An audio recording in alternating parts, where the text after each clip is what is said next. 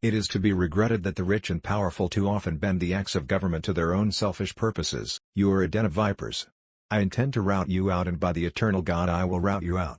If the people only understood the rank injustice of our money and banking system, there would be a revolution before morning. I was born for a storm, and a calm does not suit me.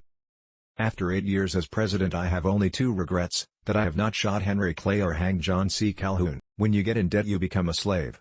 Any man worth his salt will stick up for what he believes right, but it takes a slightly better man to acknowledge instantly and without reservation that he is in error. Peace, above all things, is to be desired, but blood must sometimes be spilled to obtain it on equable and lasting terms. But you must remember, my fellow citizens, that eternal vigilance by the people is the price of liberty, and that you must pay the price if you wish to secure the blessing. When the time for action arrives, stop thinking and go in. There are no necessary evils in government.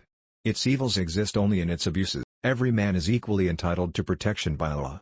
But when the laws undertake to add artificial distinctions, to grant titles, gratuities, and exclusive privileges, to make the rich richer and the potent more powerful, the humble members of society, the farmers, mechanics, and laborers, who have neither the time nor the means of securing like favors to themselves, have a right to complain of the injustice of their government. The Supreme Court has made its decision, now let them enforce it. I weep for the liberty of my country when I see at this early day of its successful experiment that corruption has been imputed to many members of the House of Representatives, and the rights of the people have been bartered for promises of office.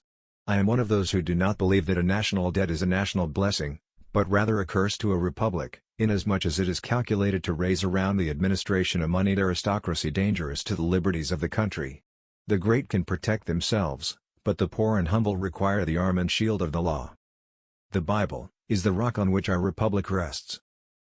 I am fearful that the paper system will ruin the state. Its demoralizing effects are already seen and spoken of everywhere. I therefore protest against receiving any of that trash. The planter, the farmer, the mechanic, and the laborer form the great body of the people of the United States. They are the bone and sinew of the country, men who love liberty and desire nothing but equal rights and equal laws. The mischief springs from the power which the moneyed interest derives from a paper currency which they are able to control, from the multitude of corporations with exclusive privileges which they have succeeded in obtaining, and unless you become more watchful in your states and check this spirit of monopoly and thirst for exclusive privileges, you will in the end find that the most important powers of government have been given or bartered away.